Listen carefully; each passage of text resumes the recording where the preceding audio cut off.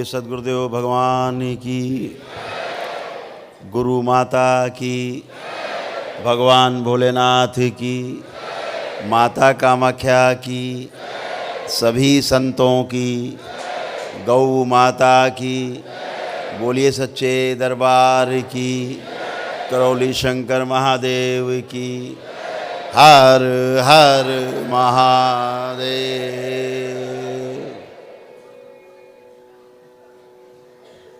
आज पूर्णिमा के इस विशेष अवसर पर बाबा के सभी जितने लाडले और लाडली हैं सभी का दरबार में बहुत बहुत स्वागत है।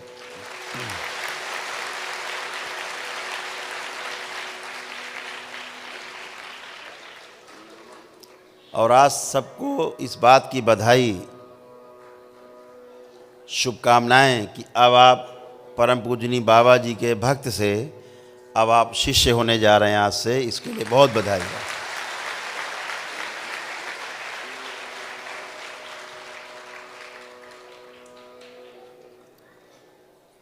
हजारों की संख्या में आप मंत्र दीक्षा आज आपकी शुरू हुई है।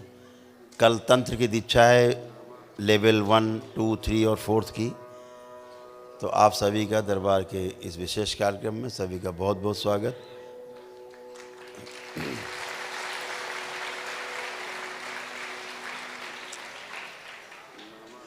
दरबार ने आपको और आपके परिवारों को जो स्वस्थ किया, इसमें तमाम ऐसे लोग हैं जिन्होंने कोई हवन नहीं किए और केवल अपनी पद यात्रा करके, दंडवत यात्रा करके दरबार से पुण्य प्राप्त कर लिए। प्राप्त नहीं कर लिए, छीन लिए है। दरबार ने शक्ति खोल रखी है कि जिसमें 10 पैसा भी नहीं है वो भी उस तरह से स्वस्थ हो सकता है। जो दरबार में रुपया खर्च करके वैदिक प्रक्रिया करता है वो भी स्वस्थ हो सकता है। ऐसे कितने लोग हैं जिनको बिना हवन किए वनडे किए और वनडे का हवन के पुण्य प्राप्त हुआ? हाथ उठाएं। सैकड़ों हाथ हैं। बिना हवन किए उनको वनडे का पुण्य प्राप्त हुआ।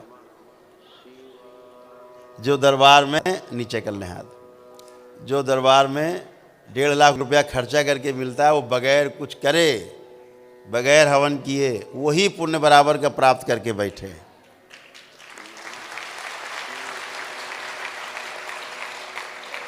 देख के बहुत खुशी होती है, बहुत खुशी होती है कि समाज के निचले पायदान पर खड़ा व्यक्ति, सब पे धन, हर चीज़ नहीं होती, किसी पे धन होता है, किसी पे यश होता है, किसी के मान सम्मान किसी के पास बहुत ज़्यादा होता है, कोई श्रम करके अपने कर्ज को उतारता है, तो कोई आस्था विश्वास श्रद्धा बहुत ज़्यादा है। बिना आस्था विश्वास श्रद्धा के लोग 1.5 हज़ार किलोमीटर की पद यात्रा करके यहाँ आए दरबार में। और केवल हिंदू ही नहीं, मुस्लिम भी, क्रिश्चियन भाई भी, वो भी साथ में पद यात्रा करके आए।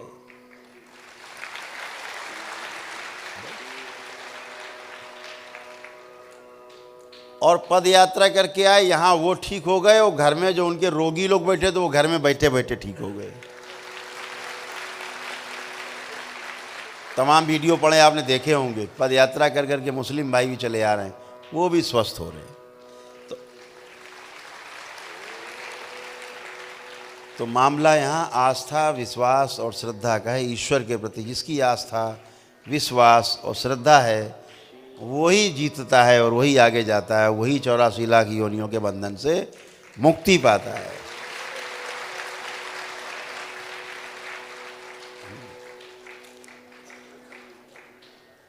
तो जो नदी किनारे, समुद्र किनारे बैठा रहता है उसे कुछ नहीं मिलता, देखता रहता है। जो गोते मारता है जाके अंदर, उसे ही मिलता है कुछ।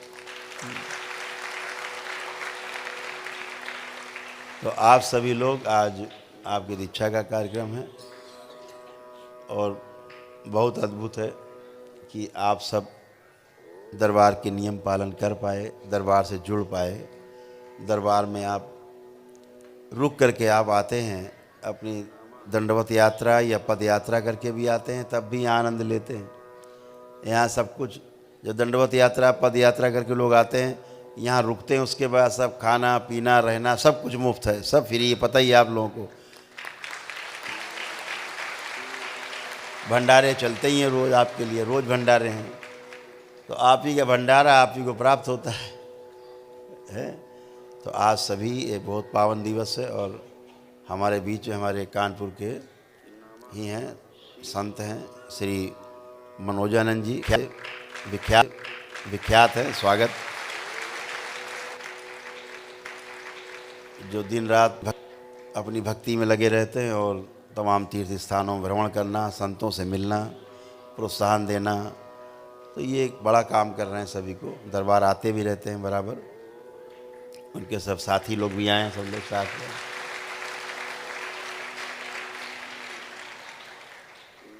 तो हमेशा हमेशा के लिए ये समझना है कि जब हम बात करते हैं कि आप एक व्यवस्था में जी रहे हैं, यानी तंत्र में, तो तंत्र का नाम सुन करके लोगों को भय लगता है, यह सोचते हैं अरे यार ये क्या बात हो रही है, हैं? आप लोग जब यहाँ आए थे कितने कष्टों में आए थे कष्टों में, हाथ उठाएं जो लोग कष्टों में आए थे, परिवार कष्ट में आया था, ये देखिए इतने कष्टों में लोग आए थे, यहाँ आकर के स्वस्थ हुए, माँ बाबा माँ कृपा से, हाथ नीचे कर लें, जो स्वस्थ हुए, ये सब स्वस्थ हुए। तो स्वस्थ होने के बाद आप बाबा से हमेशा के लिए जुड़ जाते हैं, उनके डीएनए में प्रवेश पाते हैं और हमेशा हमेशा के लिए स्वयं और परिवार को भी स्वस्थ रख पाते हैं।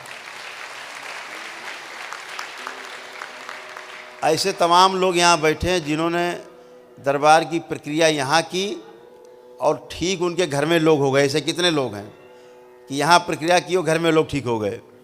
देखिए हाथ उठ रहे हैं, जिन्होंने यहाँ प्रक्रिया की सब हाथ उठ रहे हैं, सैकड़ों, हाथ नीचे कर लें। प्रक्रिया अकेले की और दरबार में परिवार के लोग नहीं आए, लेकिन घर में ही स्वस्थ हो गए।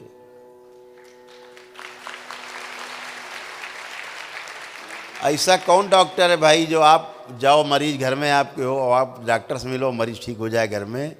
एक ही डॉक्टर है, सिर्फ एक डॉक्टर, उसका नाम है भोलेनाथ। और माँ, हमारी माँ जो शक्ति के रूप में काम करती है, तो शिव और शक्ति जो है सबसे बड़े डॉक्टर हैं ब्रह्मांड में। उन शिव की आराधना सभी करते हैं, क्योंकि ये सब कुछ शिव में ही समाहित है।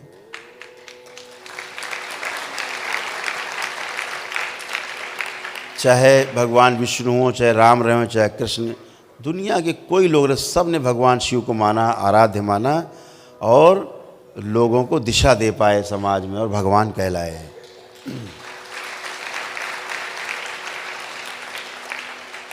पूरा जीवन खपा दिया। जब मैं बार बार कहता हूँ कि दो कैरेक्टर ऐसे हैं जिनको कि सफाई करनी, शुद्धता रखनी है, कोई बात करे तुरंत जवाब देना है कि ऐसी गलत बातें मत करो। लिखा है तो कह दो, अपनी किताब अपने पास रखो। हम नहीं थे हमारे भगवान क्या अर्थ होता है? जो पांचों तत्वों में सम हो,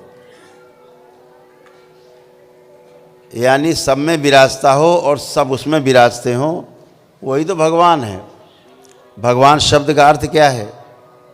भा से भूमि, गा से गगन, वा से वायु, वा में आ की मात्रा लगी है, बड़े आ की, तो वायु के बाद आ से अग्नि और ना से नीर, भगवान हो गया। पांचों तत्व विराजमान है। जैसे आपका यहाँ का एक दिवसीय हवन कुंड बना है, वो जल के अंदर बना हुआ है, चारों ओर जल है उस हवन कुंड के, भरा हुआ है। फिर नीचे पृथ्वी, फिर चारों ओर जल, फिर हवन में अग्नि, उसके बाद ऊपर वायु, चारों ओर आकाश। तो पांचों तत्व संतुलित करके तब महाहवन और हवन होते हैं दरबार में। अब हमारे ऋषि मुनियों ने जो वैदिक प्रक्रिया बताई, अगर आप उसके अनुसार नहीं करोगे तो फिर संकट है ना। उनको दोष नहीं है, दोष हमारा है कि हम ठीक से प्रक्रिया को नहीं समझ पाते, नहीं करते, तो हमें कष्ट होते हैं, तमाम कष्ट होते हैं। गलत पूजा पाठ के कारण हमने हमेशा कहा कि कभी भी अप्रतिष्ठित मूर्ति की पूजन ना करें। पूजन का क्या मतलब होता है? जो मंदिरों में स्थापित मूर्तियां हैं, अगर वो अप्रतिष्ठित हैं, ठीक से प्राण प्रतिष्ठा नहीं हुई है, तो उनकी पूजन नहीं करना है। ये बराबर दरबार आपको बताता है। और घर के मंदिर में भी अपने, जो घर में मंदिर नहीं होता, घर में होता है पूजा घर। मंदिर तो होता है शिवालय है, मंदिर बाहर जो होते हैं मंदिर होते हैं जहाँ प्राण प्रतिष्ठा होती है। घर में पूजा घर होता है। तो हमारे शास्त्रों ने कहा कि 8 अंगुल से ऊंची मूर्ति हमें अपने पूजा घर में नहीं रखनी है। ऐसा रख करके पूजा करने से दोष होता है और नकारात्मक ऊर्जा की हम आराधना पूजा करने लगते हैं और वो गंदगी हम में प्रवेश होती है, हमारे DNA ऊर्जा पथ में, और हमारे पूरे परिवार को नष्ट करती है। इसलिए पूजन जो करना है वो शास्त्रोक्त करना है।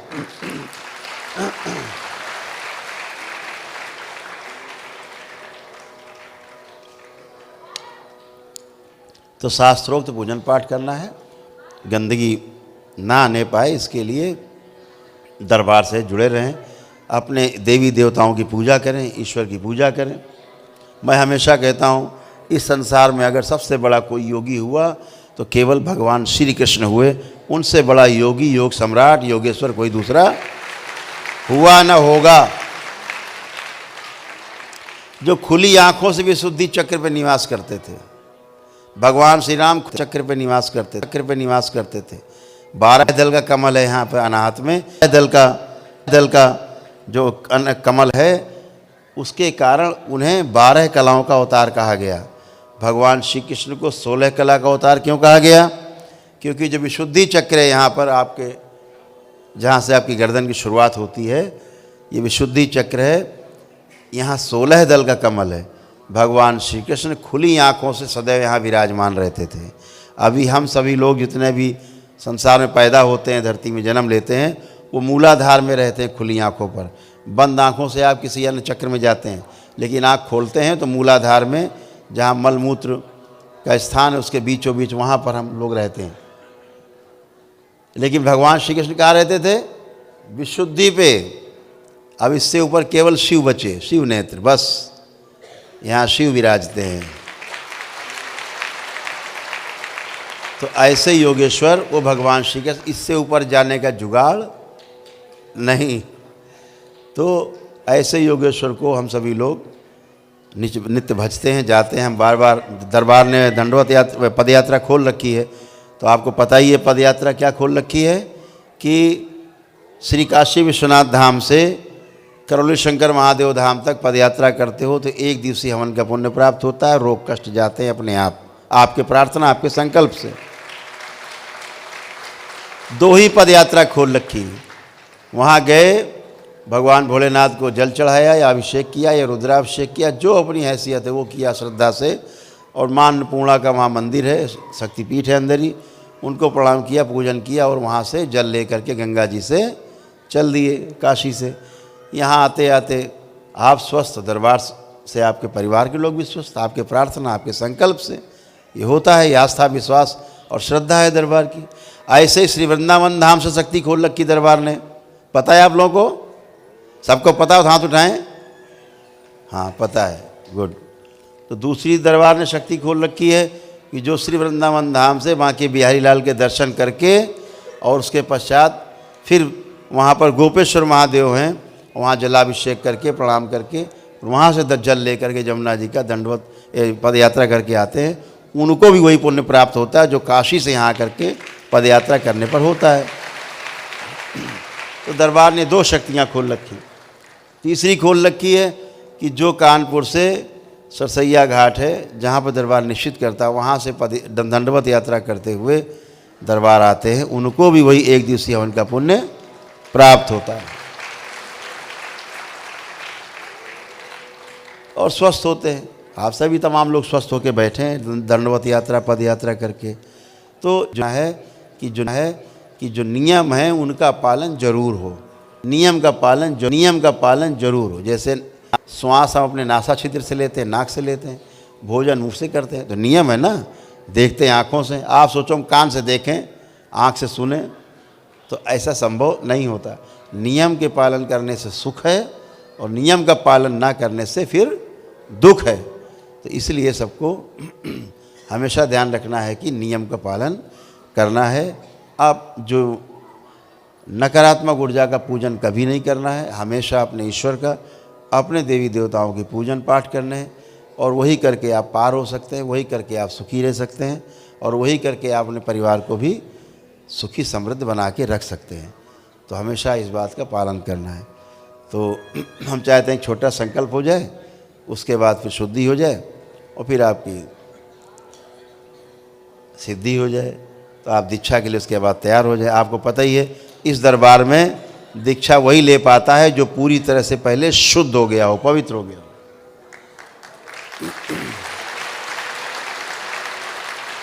अन्य स्थानों की तरह इस दरबार में दीक्षा नहीं मिलती है। पहले पितरों की मुक्ति आवश्यक। आप सबके पितृ मुक्त होकर बैठे, यहाँ जितने लोग बैठे पितृ मुक्ति हुई। कोई भी आंख बंद करके अपने पितृ का चेहरा नहीं देख सकता, दिखेगा ही नहीं किसी को। क्यों? सबके पितरों की मुक्ति हो चुकी है। काल सर्पदोष दरबार ने सबका काट दिया है, इसलिए आंख बंद करके आप एक सर्प नहीं देख सकते जिंदा चलता हुआ। ये प्रमाण है कि आपका काल सर्पदोष कट गया। ऐसा एक गंदा विचार आप किसी में भी ना आ रहा है, ना आप ला सकते हो। दरबार ने ऐसा शुद्ध किया, पवित्र किया है, एक स्मृति आप में गंदगी की नहीं है। गंदा आना तो छोड़ो, गंदा आप सोच भी नहीं सकते। पूजा पाठ ध्यान साधना करते समय जो तमाम गंदे गंदे विचार आते थे, तमाम गंदा गंदा दिखना सुनना सब होता था, वो सब चला गया। अब आपको कुछ नहीं, कोई गंदा विचार एक आ भी नहीं सकता। इतना ही नहीं, आपका अपने दुश्मन के प्रति भी एक गंदा विचार नहीं किसी के अंदर है। अपने दुश्मन के बारे में सोच के देखो, जो आपको लगता था कि कल भी इसने हमारे साथ गलत किया, आज भी कर रहा, कल भी करेगा, ये पता है आपको। लेकिन दरबार की शक्ति क्या है कि आप अपने दुश्मन के खिलाफ भी नहीं सोच सकते। एक गंदा विचार नहीं आ रहा। किसी में आ रहा हो तो हाथ उठा दे अभी भी कि मेरे अंदर विचार आ रहा है गंदा। दुश्मन के बारे में सोचिए, जिसको रोज़ पानी पी पी के गाली बकते थे, आप सब के अंदर उनके प्रति सबके अंदर लिए प्रेम है, प्रेम ही प्रेम है। कोई भी कोई गंदगी नहीं, कोई गंदगी नहीं किसी में। एक गंदा ये दरबार करता है कि आप में गंदगी आ ही ना पाए, ये किया है। इस लायक जब आप हो गए तब आप दीक्षा के लायक बने हैं। अब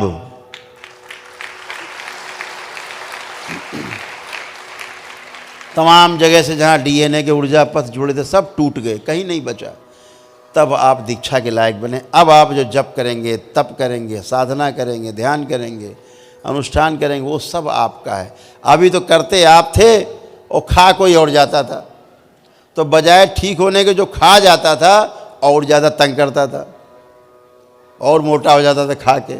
आप सोचते थे हमने तो बड़ा हवन किया, ये तो उल्टा हो रहा है। इतना ध्यान साधना पूजा पाठ करते परेशान है। वही आसपास गंदगी और जो पितृ रहते हैं, पूर्वज रहते हैं, जो आपको पहचानते भी नहीं हैं, आपका सब पुण्य फल खा करके उल्टा आप को तंग करते हैं। तो क्या हुआ? सबकी मुक्ति हुई, सब अपने अपने धाम को गए और अब आप आनंद में बैठे, सब कष्टों से रहित होकर बैठे, एकदम आनंद। महाराज जी कुछ बोलना चाह रहे हैं, 2 मिनट माइक दे दिया।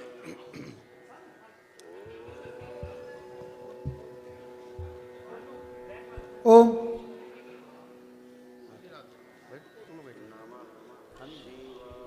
श्री राधे, श्री राधे। मंगलम भगवान विष्णु, मंगलम गणपत ध्वज, मंगलम पुंडरीकांचाय, मंगलाय तनुहरि। जोर से जयकार लगाइए।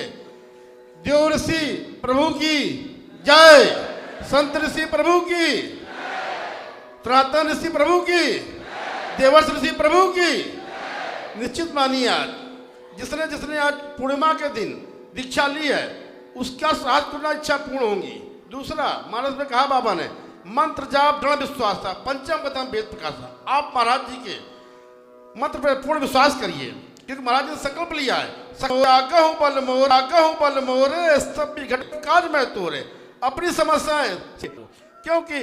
क्योंकि हमने परमात्मा को नहीं देखा है, पर परमात्मा के रूप में महात्मा को जरूर देखा है। आप हमारे देव ऋषि हैं, संत ऋषि हैं, ज्ञान ऋषि हैं। और दूसरा, कलयुग में आपने शिव स्वरूप, राम स्वरूप, ज्ञान स्वरूप, गोपाल स्वरूप, लेके अवतरित हुए हैं, जो आपके कष्टों को हटा रहे हैं। निश्चित मानिए आपके सारे कष्ट इसी दरबार में जाएंगे और कोई सहारा नहीं है। बस महाराज जी के मंत्र पर विश्वास करिए आप। हमारे तो बाबा साहब कह दिया, बार बार फिर मैं रिपीट कर रहा हूँ, सखा सोच त्यागों बल मोरे। अब बड़ी इच्छाएं इन पे डाल दो, आप कुछ ना करो। महाराज जी आप जानो तेरा तुझको पर क्या लागू मेरा। अब फिर आपसे कहना चाहेंगे, जो लोग यहाँ पर आ रहे हैं, मंत्र जाप को दृढ़ विश्वास बदलिए आप। जब दृढ़ विश्वास होगा निश्चित ही आपके सारे काम बनेंगे। पूज्य श्री महाराज राम जी स्वरूप संत श्री देवर्षि श्री ब्रह्मर्षि की जय जयकार, जय जयकार, जय जयकार। श्री राधे, श्री राधे, श्री राधे। अभी आपने सुंदर बाबा के नाम का सुमिरन किया, भजन किया, अपने गुरुदेव को प्रसन्न किया, आनंद में पान चबा रहे हैं।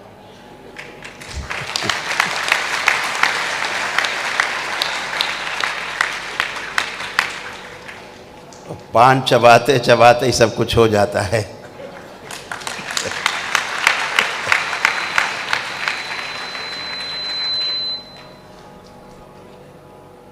जब भी जाप करना है, अभी आपको जो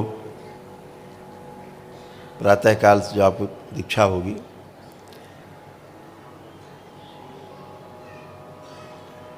तो मंत्र जाप करने के लिए आपको 1.25 लाख मंत्र का जाप है। इस मंत्र का जो आपको मिलेगा, साधारण मंत्र होता है, हर मंत्र साधारण ही होता है। आप अपने भाव से जोड़ करके उस मंत्र को असाधारण बना देते हैं, शक्तिशाली बना देते हैं।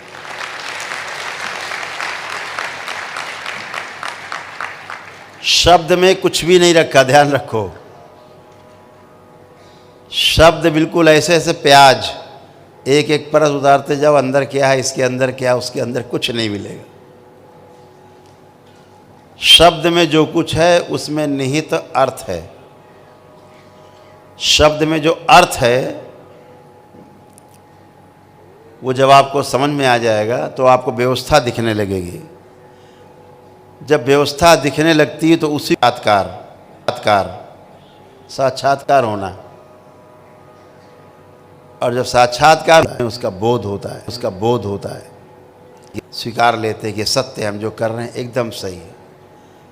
आपका जितना संकल्प होता है वो ऋतंभरा से, बोलते हैं ना, ऋतंभरा से भरा हुआ, सत्य से भरा हुआ संकल्प, उसको कहा गया ऋतंभरा। तो सत्य से भरा हुआ जो संकल्प होगा वो आपको साधना के पथ पे आगे ले जाएगा। तो न्याय धर्म और सत्य के रास्ते पर चलने के लिए बहुत सरल है, लेकिन प्रिय हित लाभ के रास्ते पे चलना बहुत कठिन है। मार काट, छीना झपटी, तोड़ फोड़, हड़पना, तोड़ना फोड़ना बहुत कठिन काम है। सृजन बहुत सरल काम है, सुख देने वाला काम, आनंद करने वाला काम है, आनंदित करने वाला कार्य है। तो जब आप सृजन में लगते हैं, जप में लगते हैं, साधना करते हैं, ध्यान करते हैं, तो सृजन होता है और बुराइयों का विध्वंस होता है। लेकिन विध्वंस करना नहीं पड़ता। जैसे उजाला आपने कर लिया तो अंधेरा भगाना नहीं पड़ता, अंधेरा अपने आप भाग जाता है। जहाँ आपने उजाला किया, एक बटन दबाया, चट रोशनी आई, अंधेरा भाग गया। तो अंधेरा नहीं भगाना पड़ा, क्या करना पड़ा? उजाला करना पड़ा। तो आप अपने इस मंत्र को जो आपको मिलेगा, इसमें जो आपका स्वयं का भाव होगा, वही इन शब्दों से आपके भाव के द्वारा उजाला उत्पन्न करेगा, अंधेरा अपने आप भाग जाएगा। इसीलिए गुरु को कहा कि गुरु का अर्थ है जो आपको अंधकार से प्रकाश की ओर यात्रा कराए। अंधकार से, गहरे अंधकार से, अज्ञानता के अंधकार से, मोह के अंधकार से, भय और लालच के अंधकार से, ईर्ष्या के अंधकार से आपको बाहर निकाले उपकार के सागर में आपको गोते लगवावे, बार बार गोते लगवावे, वो गुरु है।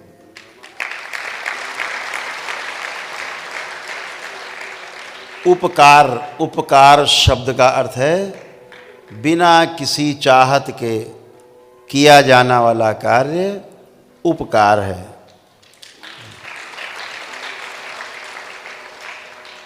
यानी ना तो कोई सम्मान चाहिए, नहीं मान सम्मान कुछ नहीं चाहिए, इसके बिना भी आपके साथ करुणा बरतते हैं, कुछ नहीं चाहिए। यह सिर्फ पूर्ण गुरु ही कर सकता है। जैसे देवी देवता हैं तो क्या चाहते हैं?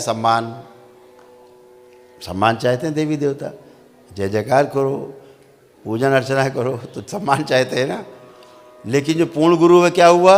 वो देवी देवताओं से भी ऊपर चला गया।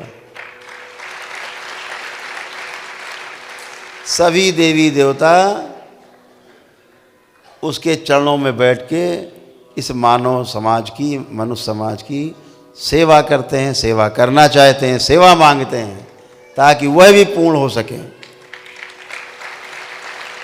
इसीलिए बार बार देवी देवता भी चाहते हैं कि हम पूर्ण नहीं हुए तो फिर से मनुष्य का शरीर मिले।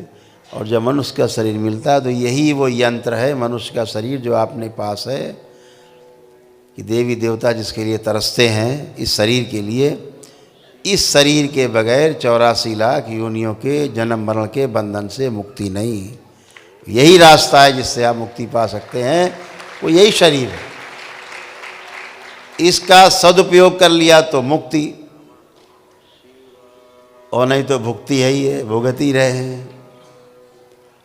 तो सब कुछ इस संसार में उपलब्ध है, केवल समझने की बात है। तो हर चीज़ को समझने में ज़्यादा ध्यान लगाना है।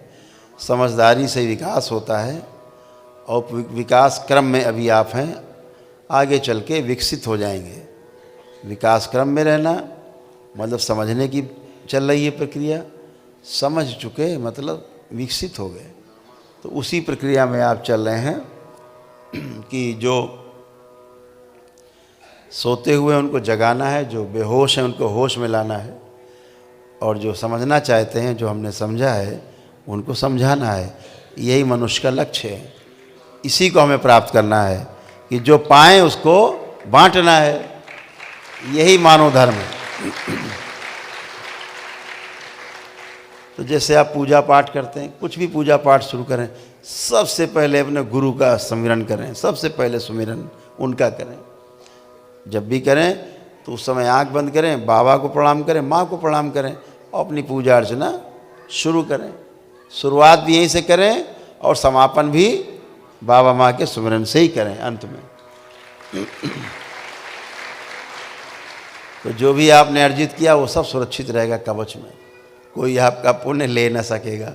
अब तो हिम्मत नहीं कि आपको कोई पुण्य ले जाए, हिम्मत ही नहीं है। वहीं जल जाएगा, भस्म हो जाएगा, आपका पुण्य नहीं छू सकता है कोई। तो सब गंदगी गई, सारे जो दोष थे नष्ट हुए। अब आप इस योग्य हुए कि अभी दीक्षा लेंगे, आगे बढ़ेंगे, और एक से एक अलौकिक जो घटनाएं आपके जीवन में घटेंगी उनको साधारण रूप में लेना है। अलौकिक दृश्यों में फंसना नहीं है, खूब आनंद लेना है। लिया आनंद भूल गए, जैसे पिक्चर देख के भूल जाते हैं, ऐसे ही आप आनंद लें और उसके बाद दूसरे काम में लगें अपने। आनंद तो तमाम दृश्य आएंगे जाएंगे, लेकिन जब दृश्य भी समाप्त हो जाते हैं तब एक अद्भुत घटना घटती है, वो स्वयं के साक्षात्कार की होती है। जब सारे दृश्य समाप्त हो जाते हैं, सारी ध्वनियाँ जितनी हैं समाप्त हो जाती हैं, तब एक सबसे बड़ी जो ध्वनि है, जिस ध्वनि में पूरी सृष्टि समाई है, पूरे के पूरे ब्रह्मांड समाये हैं, सभी ब्रह्मांड समाये हुए हैं इसमें। जो पीछे के नष्ट हो गए वो भी, जो अभी ब्रह्मांड जिसमें हम यात्रा कर रहे हैं ये भी, ये 84वां ब्रह्मांड है जिसमें हम लोग यात्रा कर रहे हैं। ऐसे 108 ब्रह्मांडों की यात्रा है। तो 84वां ब्रह्मांड यानी 83 ब्रह्मांड पीछे जा चुके, ये 84वां 84th उसमें हम लोग चल रहे हैं। ये भी कभी समाप्त होगा तो 85वां आएगा। ऐसे करके 108 की पूरी गति है, उसमें सब आते जाते रहेंगे, आते जाते रहेंगे, आते जाते रहेंगे। तो तमाम जो हमने समझा है वो गुरु कृपा से संभव होता है। ब्रह्मांड की यात्रा करो, खूब आनंद करोगे, आगे बढ़ते जाएंगे, द्वार खुलते जाएंगे, फंसना नहीं है। और जब सब ध्वनियाँ समाप्त हो जाएंगी तो एक ध्वनि बचेगी केवल, और वो ध्वनि कौन सी पता है?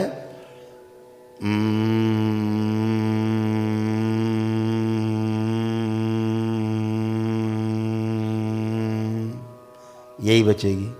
कैसे निकलती है ये? ओम।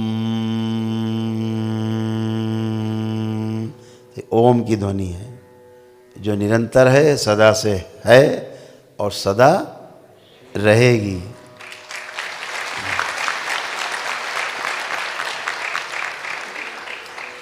तो यही ध्वनि बन जाना है आखिरी में। आखिरी में आप यही ध्वनि बन जाएंगे और फिर कुछ बचता ही नहीं है समझने के लिए, ध्वनि हो जाता है। अब ध्वनि में क्या बचा? कोई विरोध नहीं। उस ध्वनि से क्या विरोध है? ध्वनि शब्द नहीं है ना? ध्वनि शब्द नहीं, ध्वनि शब्द नहीं है, ध्वनि है ही।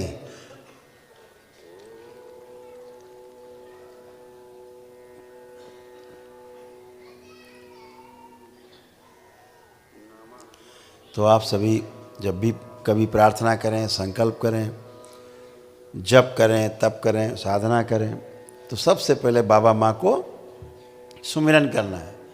और अपना ध्यान साधना कर पाएंगे रोज़, ना कर पाएँ बाई चांस कभी सफ़र में, तब क्या करेंगे?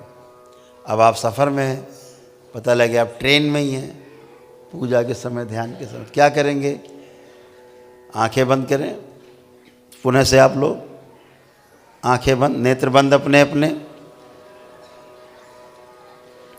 नेत्र बंद करके भगवान भोलेनाथ को ध्यान करें और शक्ति स्वरूपा माता कामाख्या को प्रणाम करें, परम पूजनी बाबा जी को प्रणाम करें और गुरु माता जी को प्रणाम कर लें। और जैसे आपने शिवलिंग पर जलाभिषेक किया था अभी, वो ध्यान करें। ऐसे जल चढ़ाया था, ध्यान करें। 3 बार ओम नमः शिवाय बोलते हुए जल चढ़ाया था, मन ही मन में ध्यान करें, उच्चारण मन ही मन में करते हुए। इसके पश्चात पुष्प चढ़ाएं ओम नमः शिवाय मन ही मन में बोलते हुए, कि कोई जान ना पाए कि आप पूजा भी कर रहे हैं। और इसके पश्चात जैसे आपने अगरबत्ती से धूपित किया था मन ही मन में, वैसे ही उनको धूपित करें अगरबत्ती से ओम नमः शिवाय बोलते हुए। और मन ही मन में पुनः से 3 बार ओम नमः शिवाय बोलेंगे मन ही मन में अपने, और बाबा माँ को पुनः से प्रणाम करेंगे। और धीरे से अपने नेत्र उसके बाद खोल देंगे। नेत्र खोल दीजिए सभी लोग, सब लोग नेत्र खोल लें। इतना ही कर लेंगे आप, चलते फिरते आपकी पूजा दरबार स्वीकार कर लेता है कि आपने पूजा कर ली।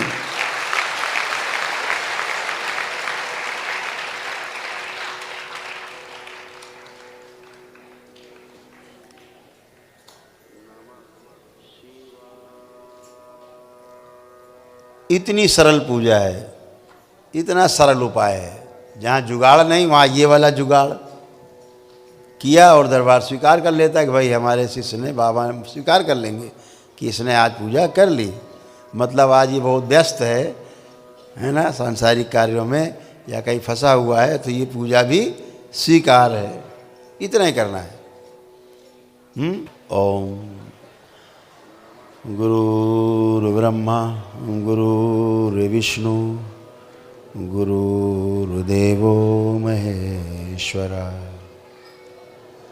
गुरुर्साक्षात् परब्रह्म तस्मै श्री गुरुवे नमः। गुरुओं के चरण में तमाम वंदनाएं हैं। हमेशा अपने गुरु के प्रति आभार रहे, अपने गुरु के प्रति समर्पण रहे। तो समर्पण से क्या होगा? विकल्प नहीं बचेगा, और जब विकल्प नहीं बचेगा तो क्या होगा? गुरु कृपा प्राप्त हो जाती है।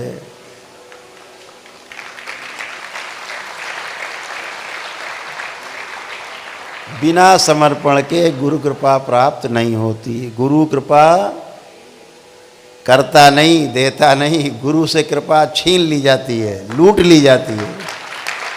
समर्पण किया और कृपा लूट ली है। तो बिना विकल्प के किया गया जो समर्पण है वह आपको अनंत की ऊंचाइयों पर पहुंचाता है।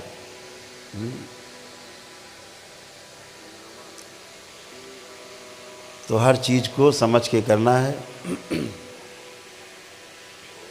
वो कहा गया ना कि ध्यान मूलम गुरुर्मूर्ति, पूजा मूलम गुरुपदम।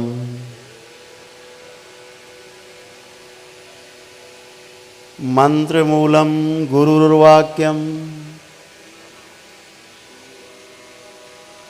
मोक्ष मूलम गुरु कृपा।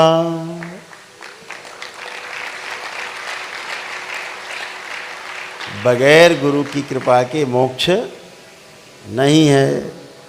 तो सभी लोग, आप लोग इस बात को हमेशा स्मरण रखें कि हमारे समर्पण से अपने गुरु के प्रति शरीर में तमाम प्रकार के जो अशुद्ध रस हैं उनका नाश होता है और पवित्रता की अधिकता होती है। और धीरे धीरे पवित्र होते होते एक दिन ऐसा आता है कि जब आप पावन हो जाते हैं।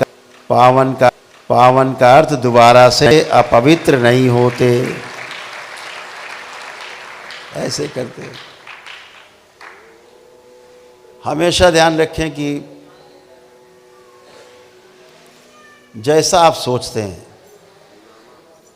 जैसा आप देखते हैं, जैसा आप बोलते हैं, सुनते हैं, करते हैं, आप वैसे ही बन जाते हैं। सबसे बड़ा संकट आज जो विश्व पे है, सबसे बड़ा संकट वो एकमात्र संकट है जो सारे संकटों को दावत देता है, और वह संकट है पितृदोष। पितरों को मुक्ति ना मिलना, ये संकट सबसे बड़ा पूरे विश्व में है। आप भी संकट में थे जब तक पितरों की मुक्ति आपकी नहीं हुई थी।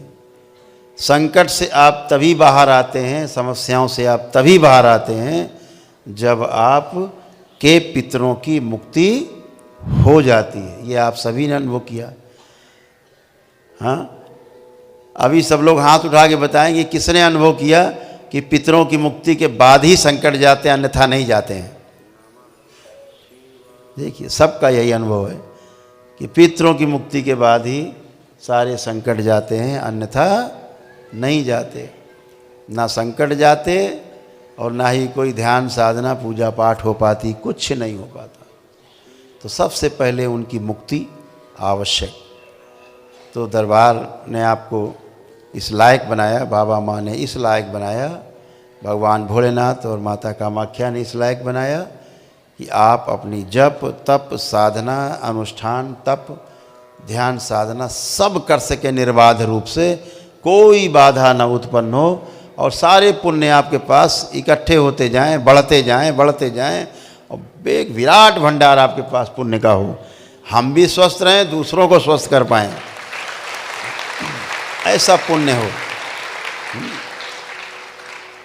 अभी आप मंत्र दीक्षा में प्रवेश पाए हैं, उनकी सोचो जो चौथा लेवल की दीक्षा लेके घूम रहे हैं कि 5वीं कब मिलेगी, तंत्र दीक्षा। खूब विराट ऊर्जा का भंडार लेके घूम रहे हैं, है ना। तो अभी तो उनको अभी ये नहीं दी गई है शक्ति कि कुछ गड़बड़ कर सके, नहीं तो अभी कुछ गड़बड़े कर डालेंगे। इतना विराट ऊर्जा लिए घूम रहे, ट्रक लिए घूम रहे, पता नहीं किस पे चढ़ा दें। तो उनसे कहा जा रहा है भैया ट्रक खड़ा रहे ना तो पैदल पैदल चलो, ट्रक तुम्हारा ही है, फिर आराम से दौड़ाना इसको।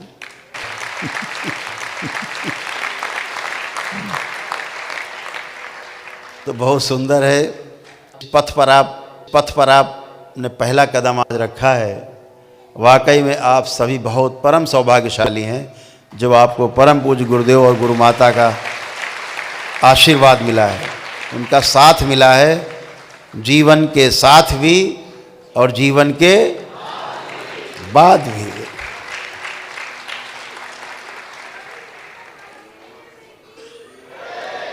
ऐसे गुरुदेव का आपको साथ मिला है जो पूर्ण है, जो आपको हर क्षण आपको अनुभव कराते हैं, अपनी पूर्णता का, दिव्यता का आपको अनुभव कराते हैं, आप अनुभव करते हैं, इसलिए आप हृदय से जुड़ पाते हैं। यहाँ बैठे इतने लोग हैं, जब भी आपने बाबा को पुकारा होगा, माँ को पुकारा होगा, तो निश्चित रूप से बाबा माँ आपको अनुभव हुए होंगे कि बाबा माँ ने हमारे बिगड़े काम संवारे और बाबा माँ ने हमारी सुनी। ऐसे कितने लोग हैं, हाथ उठाएं। देखिए सभी लोग हैं, जिसने सुमिरा बाबा माँ को, बाबा माँ ने तुरंत उनको अनुभव कराया कि हम बेटा हैं, आपके साथ में हैं। तो बाबा माँ हमेशा हमेशा के लिए आप सबके साथ में सर्वत्र हैं, सर्वत्र। तो दरबार की नित्य नई शक्तियाँ खुलती रहती हैं, कुछ शक्तियाँ अभी रात्रि में खुलना शेष हैं। इसलिए हम चाहेंगे कि दीक्षा का कार्यक्रम प्रातःकाल से 8 बजे से शुरू हो, जिसमें आप लोग आ सकें। फिर 8 बजे दीक्षा शुरू हो, मंत्र दीक्षा, उसके पश्चात तंत्र दीक्षा के लिए चयन और तंत्र दीक्षा हो। क्योंकि 26 तारीख से दंडवत यात्री जो है यहाँ से पद यात्रा शुरू करेंगे कानपुर के सरसैया घाट तक, और वहाँ पहुँच के कल 26 तारीख को रात्रि विश्राम करेंगे, 26 को वहाँ विश्राम करेंगे, और 27 को अगले दिन वहाँ से दंडवत यात्रा करते हुए करौली शंकर महादेव धाम के लिए 4 दिन की दंडवत यात्रा करके यहाँ 5वें दिन पहुँचेंगे।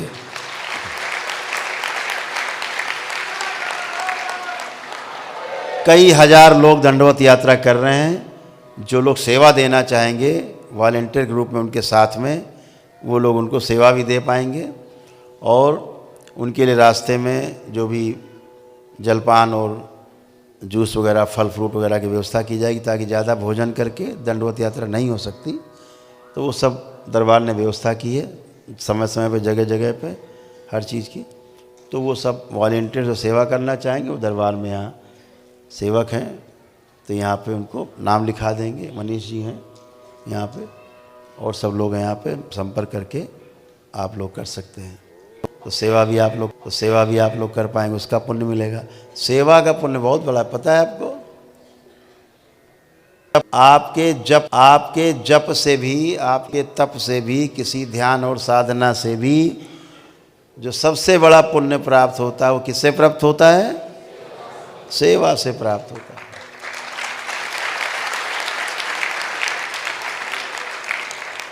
दरबार के जो सेवक हैं ना, ये ज़्यादा जप तप नहीं करते, ज़्यादा सेवा से इन्हें पुण्य प्राप्त है, जो आपको जप तप से प्राप्त होते।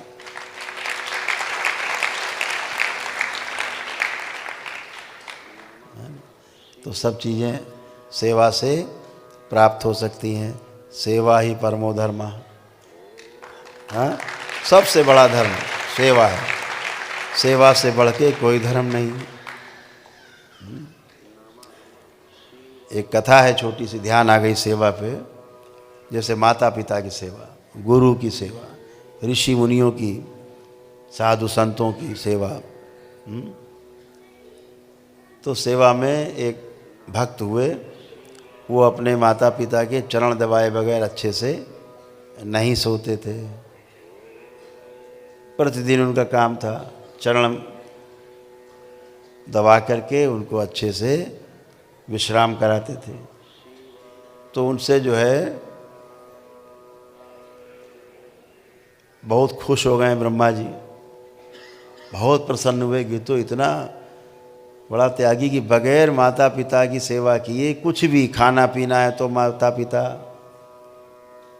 हर चीज़ आज्ञा लेके करना और बगैर उनकी आज्ञा के कोई काम ना करना, और हमेशा माता पिता के प्रति समर्पित रहना, सेवा करना।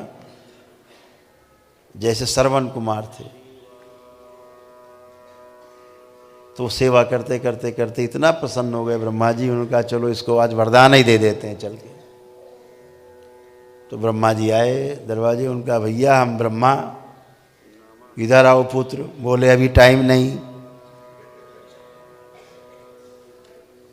बोले हम तुमसे प्रसन्न हैं, वर देने आए हैं।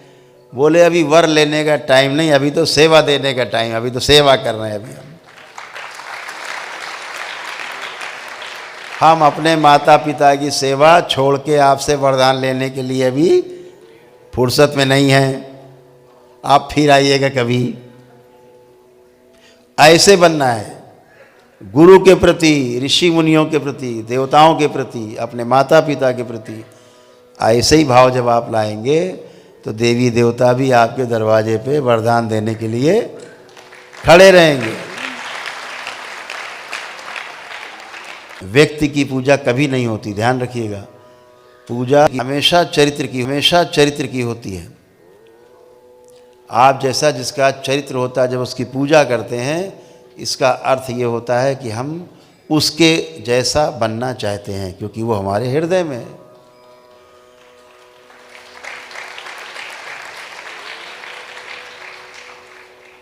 तो हमारे जो हृदय में है उसी को हम घर में फ़ोटो लगा देते हैं। अगर हमारे हृदय में ना हो तो उसकी फ़ोटो भी नहीं लगाएंगे हम। ऐसा होता है कि नहीं होता? तो जब आपके हृदय में होता है कोई, उसी की आप फ़ोटो लगाते हैं। तो ये सारे भय से पहले बचना है। तमाम रोग ऐसे आए, इस देश में भी आए, पूरी दुनिया में फैला। और रोग क्या था? भय का। और दरबार भय कैसे ख़त्म करता है? ऐसे चुटकी में। कौन कौन सा भय? रोगों से भय, रोग से कष्टों का भय, रोग कष्टों से मृत्यु का भय, मृत्यु से भय, सब नष्ट करता। और क्या प्रदान करता है? अभय प्रदान करता है आपको, निर्भय करता है दरबार आपको। इतने लोग यहाँ बैठे हैं, सबको दरबार ने किया है। किसी को भी अगर मृत्यु का भय हो, किसी को अभी भी, तो हाथ उठा सकता है कि हमको मौत से डर लग रहा है, डर लगता है, बता सकता है। देखिए महाकाल की नगरी में कैसे बैठे हुए निर्भय होके, जहाँ काल का भय नहीं है। एक हाथ हजारों लोगों में भी नहीं उठ रहा है, किसी में मृत्यु का भय नहीं। ये किया है हमारे परम पूज्य गुरुदेव, हमारी गुरु माता ने। ये किया भोलेनाथ ने और माँ ने। आपको इतना निर्भय किया है कि मृत्यु का भी भय नहीं, काल का भय नहीं। काल खुद ही भयभीत है। क्यों? कि हम महाकाल के आप शिष्य हैं, भोलेनाथ।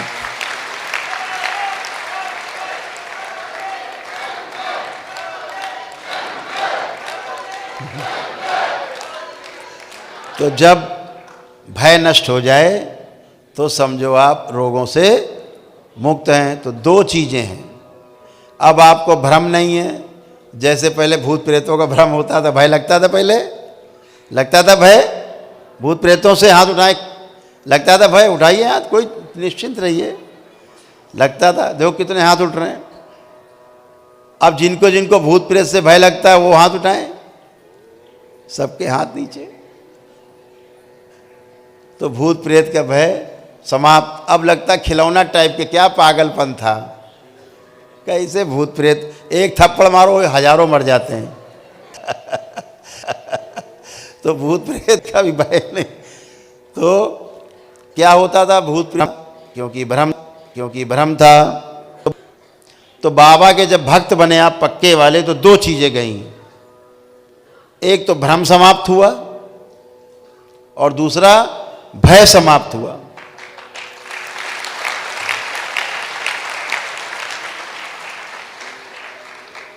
आपको भक्त की परिभाषा पता है शब्दों में किसी को?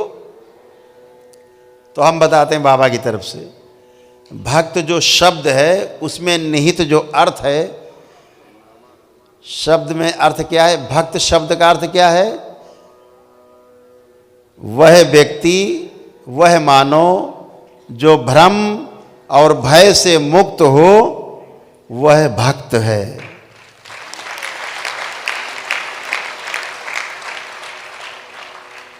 वही ईश्वर का भक्त है, गुरु का भक्त है। कौन? जिसको भ्रम और भय ना बचा हो। ये दोनों ही आप में नहीं है, इसलिए आप पक्के वाले भक्त थे और इसीलिए आज आप शिष्य बन पाए। पहले भक्ति और फिर शक्ति के लिए प्रवेश किया आपने, मंत्र दीक्षा में प्रवेश किया है। तो ऐसे तमाम शब्दों के अर्थ में जरूर जाना है, भय से मुक्त रहना है। ऐसे ही आप संकल्प करते हैं भय से मुक्त। आपने संकल्प किया, जो लोग मांस मदिरा खाते थे, गया मांस मदिरा, गायब, उड़ गया। अब आप छू भी नहीं सकते मांस मदिरा, कल्पना में भी नहीं आपके मांस मदिरा, समाप्त।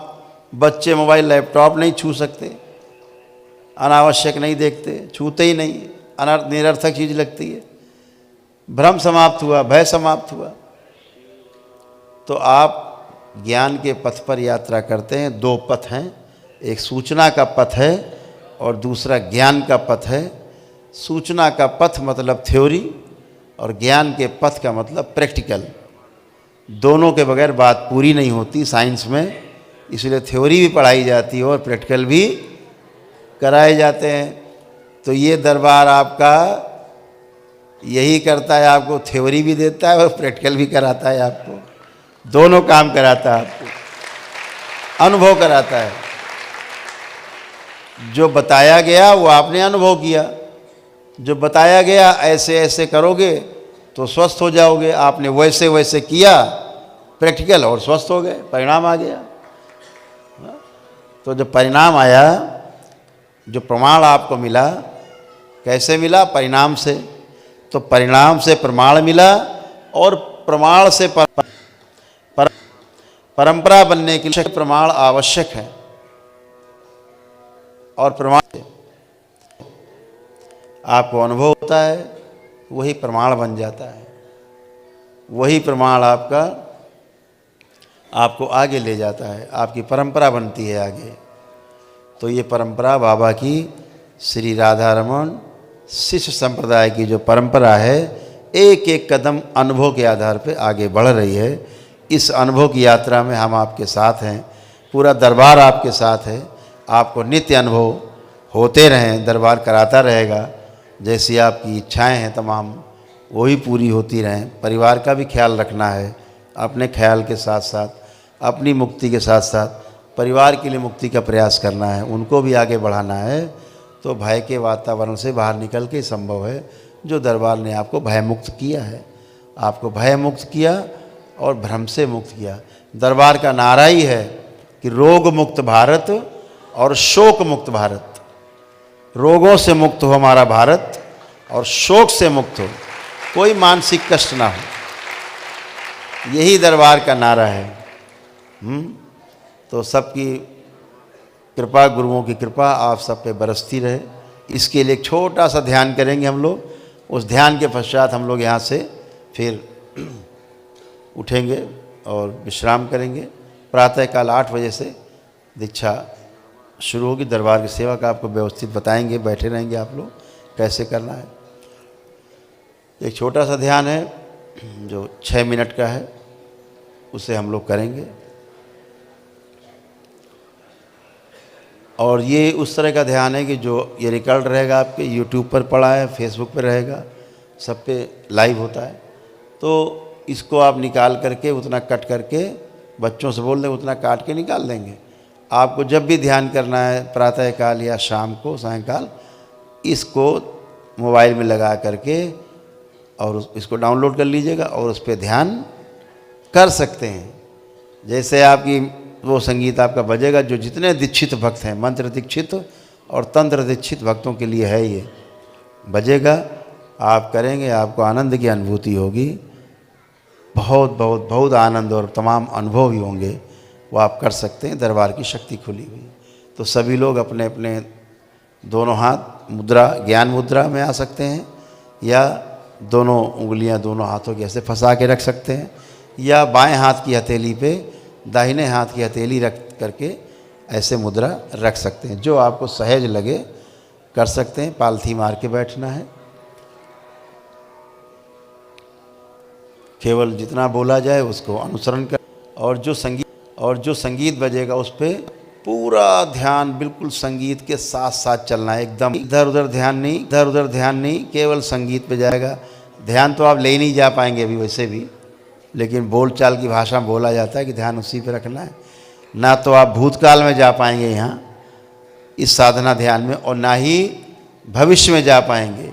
जब भी इस ध्वनि को आप घर में अपने बैठ के दीक्षित भक्त सुनेंगे, उनका भूत और भविष्य अपने आप बंद हो जाएगा और वर्तमान में बने रहेंगे। माँ की दृष्टि का पहरा लग जाएगा तुरंत जैसे ही आप म्यूजिक बजाएंगे। ठीक, तो आप सभी लोग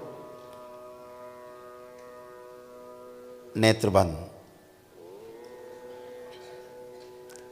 सभी लोग सबसे पहले कोई भी ध्यान करें, साधना करें, उसके पहले भगवान भोलेनाथ को ध्यान करें और माता कामाख्या को प्रणाम करें और परम पूजनी बाबा जी को प्रणाम करें और गुरु माता जी को प्रणाम करें। गुरुदेव को, गुरु माता को प्रणाम करना है। उसके बाद ही कोई ध्यान साधना कुछ भी करें। ध्यान साधना, जप तप अनुष्ठान, ये इतना जरूर करें।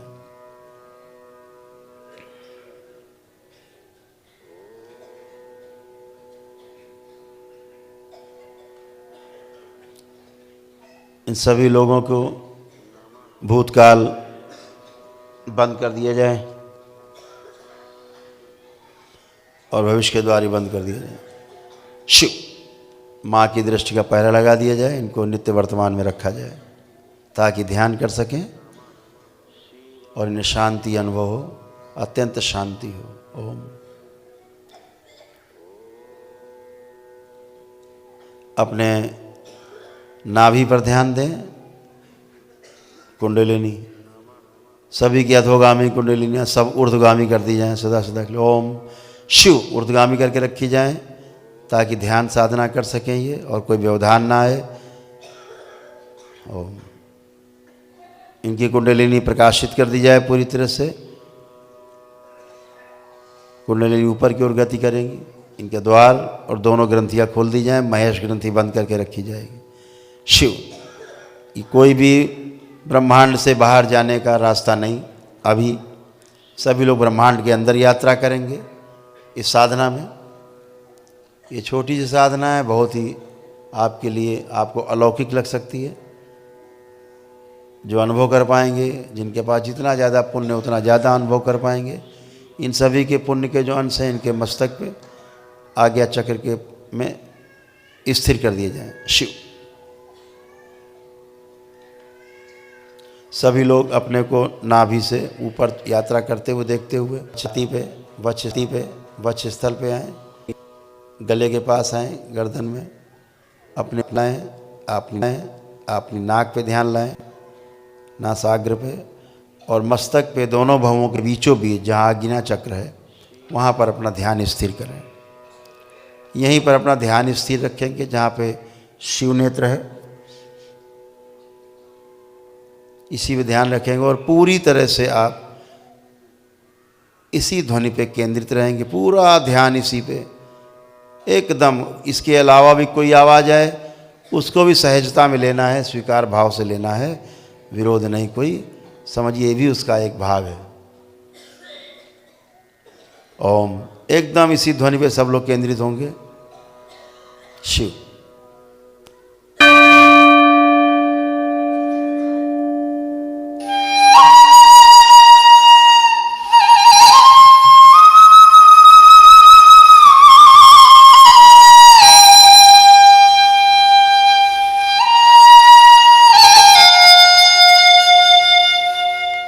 da da da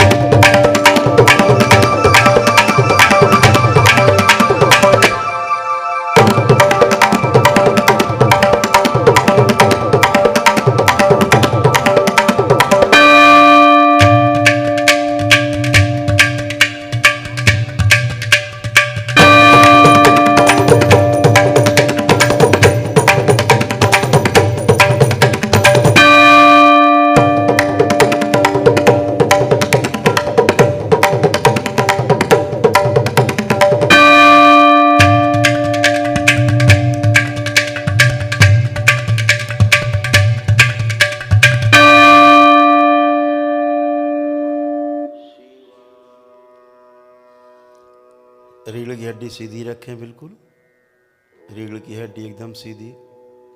चेहरे पर हल्की सी मुस्कान रखें, नेत्र बंद रखें।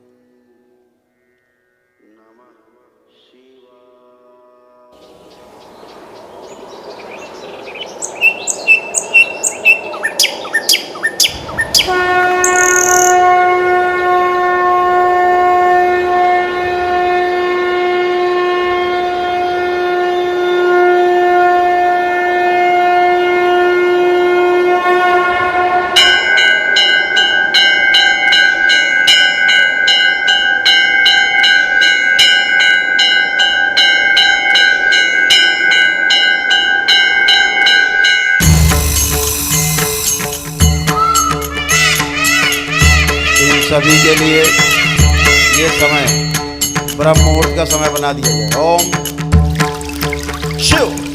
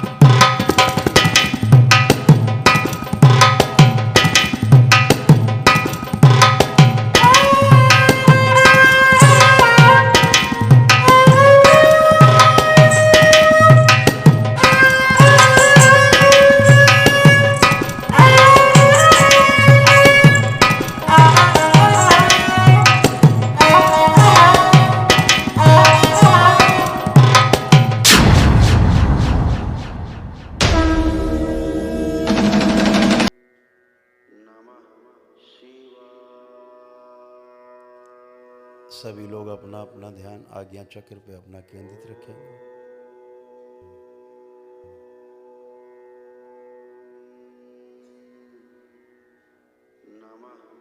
गंगा गंगा शिव।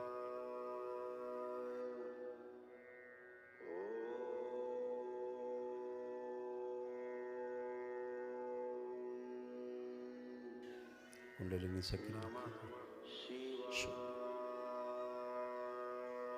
आप सभी लोग अपनी दोनों हथेलियां अपने आसमान के ऊपर उठाएं।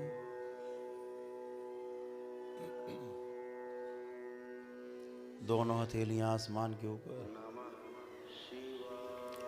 एक लंबी गहरी श्वास अंदर खींचें। भगवान भोलेनाथ को ध्यान करें और ओम की ध्वनि का लंबा उच्चारण करें।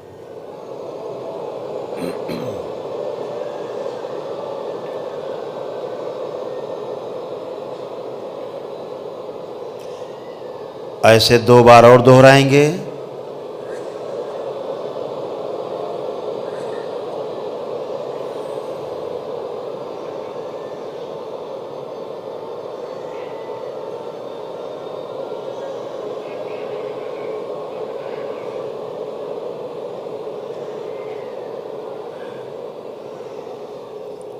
तीन बार ओम नमः शिवाय का उच्चारण करेंगे।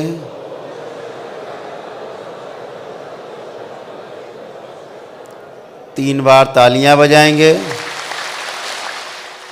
हथेलियां अपनी जांघों पे रख के 3 थपकी आपस में रगड़ें। हथेली अपने अपने नेत्रों पे रखें, ऐसे 3 बार करके, और धीरे धीरे अपने अपने नेत्र, बहुत धीरे धीरे अपने नेत्र खोलेंगे। सभी लोग प्रेम से बोलिए सद्गुरुदेव भगवान की।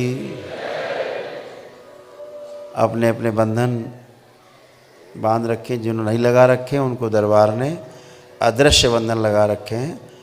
पुरुष दाहिनी तरफ और महिलाएं लेफ्ट साइड, बाईं साइड, वैसे ही कर दिया करें घर्षण कि जैसे बंधन लगा हुआ है।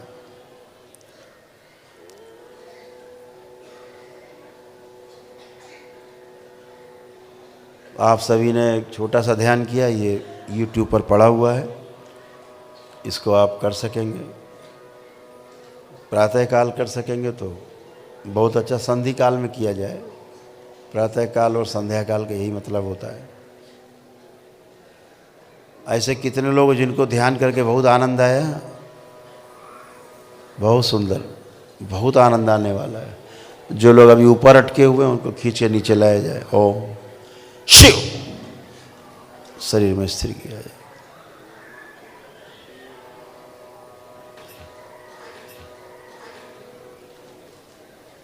सभी लोग 3 बार बोलिए ओम नमः शिवाय।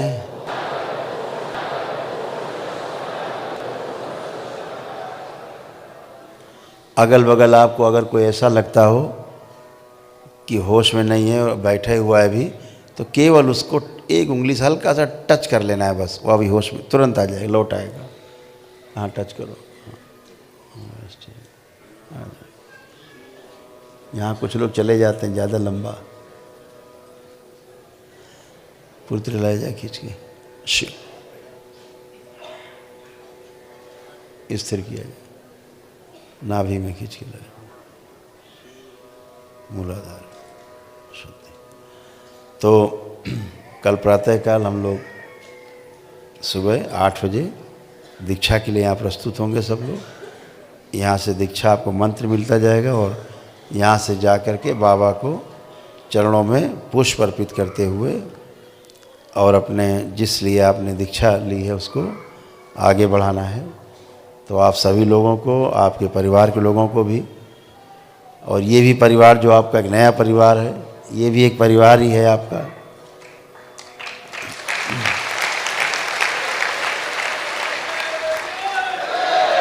ये बहुत बड़ा परिवार है आपका। ऐसे तमाम जो दीक्षित लोग हैं वो बहुत भारी संख्या में आपका परिवार बड़ा हो चुका है, धीरे धीरे बड़ा होता जा रहा है।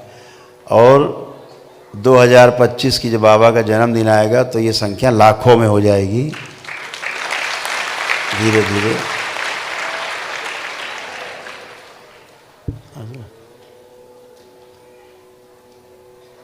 बस ठीक। और परिवार आपका बड़ा होता जाएगा और आपको बहुत खुशी हुआ करेगी जब आपने परिवार के इन सदस्यों के बारे में आप चर्चा करेंगे, एक दूसरे के बारे में चर्चा कर पाएंगे और नए नए अनुभव होंगे आपको जीवन में, अलौकिक अनुभव होंगे। हमेशा आपके अंदर एक ताजगी बनी रहेगी जब ध्यान साधना करते रहेंगे, जुड़े रहेंगे, जब तब करते रहेंगे। वो 1.25 लाख जप जो हम बता रहे थे, मंत्र जब आपको मिलेगा, 1.25 लाख उसके जप हैं। जब 1.25 लाख जप हो जाएं इसी माला से, तो फिर उसका दशांश करना होता है। वो 12,500 दशांश कर लिया। दशांश में अगियारी रखते हैं हवन के स्थान पे, नहीं तो हवन से करना पड़ता है। तो अगियारी जला दी, समझो हवन चालू। और उसी को, ये अगियारी सिर्फ वही लोग प्रयोग कर सकते हैं, जो दरबार से पूरी प्रक्रिया नहीं कर सकते। नए लोग आए सोचे हम अगियारी जला दें तो आफत है, फिर घर में देख तेरेगी उठा हैं कुटाई होने लगेगी, क्योंकि गंदगी रहती तो कुटाई होगी।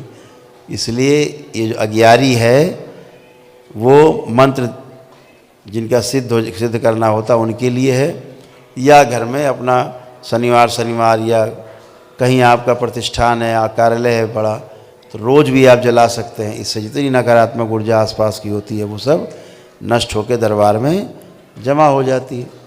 घर में कोई उत्सव हो तो जला दें, ऐसा लगेगा घर में हवन हुआ है, एक अगियारी जल जाएगी, ऐसा लगेगा हवन हुआ है। वैसा ही आपको दिन भर लगेगा, लोग आएंगे कोई हवन हुआ था क्या यहाँ, ऐसे पूछेंगे। तो वो आप करने से जो नकारात्मकता इकट्ठी होती, लोग आते जाते रहते हैं, जो दरबार से नहीं जुड़े हैं आपसे दिन भर मिलते हैं, घर आते हैं या प्रतिष्ठान में आपके आते हैं, वो अपनी नकारात्मक ऊर्जा उनकी छूटती रहती है, तो वो इकट्ठी होती रहती है। जहाँ आपने एक अगियारी जलाई सब शांत, खत्म, भस्म, नष्ट। तो इसके लिए अगियारी होती है, ठीक है। जैसा जो जिसमें सक्षम हो वैसा कर पाए, कोई अगियारी जला लें तो बेहतर है। बाकी तो सब अच्छा है, आप अच्छे हैं और अच्छे बने रहें। बाबा माँ की ओर से, भगवान भोलेनाथ, माता कामाख्या की ओर से आप सभी को बहुत बहुत आशीर्वाद, आप सभी को बहुत स्नेह। आप सभी और आपका परिवार सुखी रहे, संपन्न रहे और समृद्ध रहे। आप सभी का कल्याण हो, मंगल हो। हरि हर।